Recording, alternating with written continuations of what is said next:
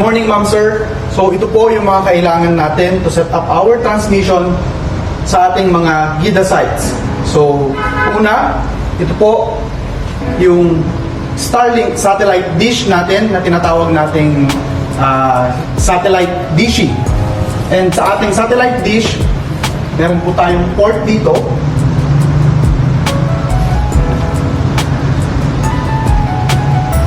And then, kasama nito ang ating Starlink router.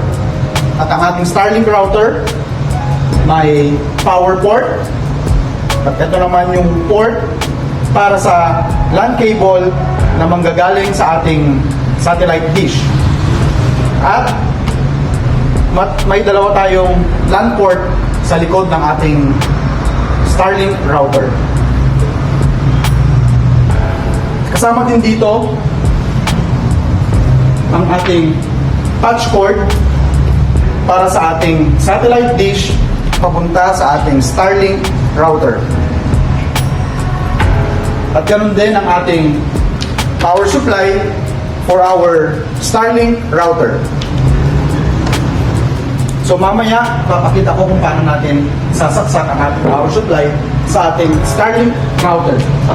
Kasama din dito ang ating Teltonika RUT M10 na gagamitin natin para sa ating mga GIDA sites. At ang ating router ay may power slot, ito po siya. May isang WAN port at tatlong LAN port, LAN 1, LAN 2, and LAN 3. Ito ang gagamitin nating power supply for our router. And ito naman ang gagamitin nating patch cord na manggagaling sa ating Starlink router papunta sa WAN port ng ating RUT M10 router. And then, from our RUT M10 router, gagamit tayo ng LAN cable from our LAN 1 port sa ating RUT M10 papunta sa ating mga ACM. So una, ikakabit ko ang patch cord sa ating satellite dish.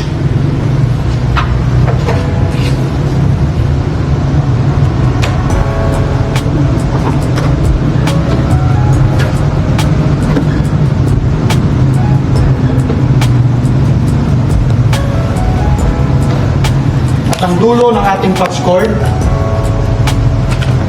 papunta sa slot dito sa may tinuturong slot right side sa likod ng ating Starlink router.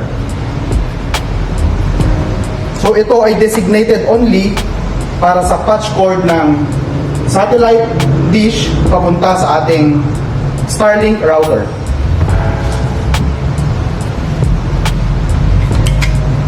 Ngayon naman, from the Starlink router, ilalagay ko ang patch cord sa LAN port. So kahit saan dito, pwede ko siyang gamitin. Yung mga LAN ports dito sa likod.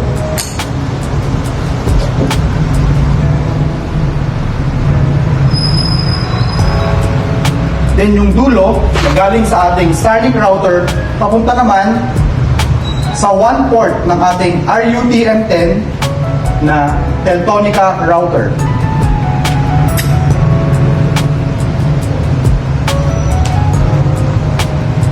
Then, another LAN cable, 15 meters LAN cable na manggagaling sa LAN 1 port ng ating RUT M10 Teltonika router.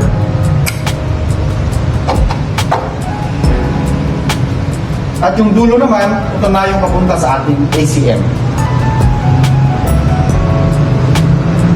To power this up, ito po yung power supply ng ating Teltonika RUT M10 router. So, ito po yung power slot.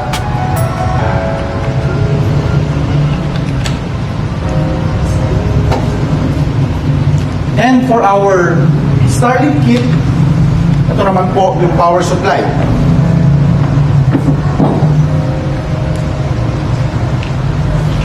Ito yung power supply para i-power up po natin ang ating Starlink router.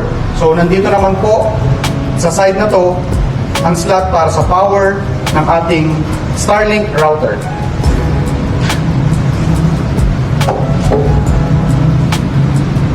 So ang sequence po is we power up first ang ating Teltonika RUT M10 router.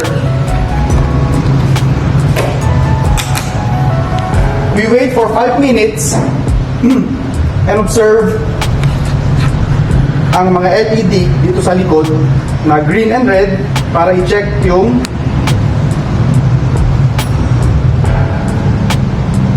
status ng ating communication.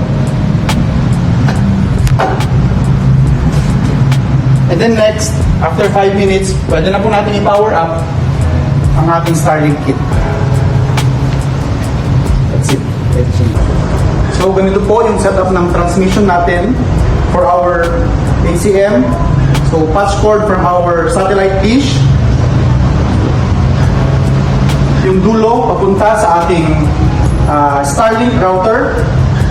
And then another patch cord from the LAN port ng ating Starlink router papunta sa one port ng ating Teltonika RUT M10 router. Then, from the LAN port, LAN 1 port ng ating Teltonika RUT M10 router papunta sa LAN port ng ating ACM.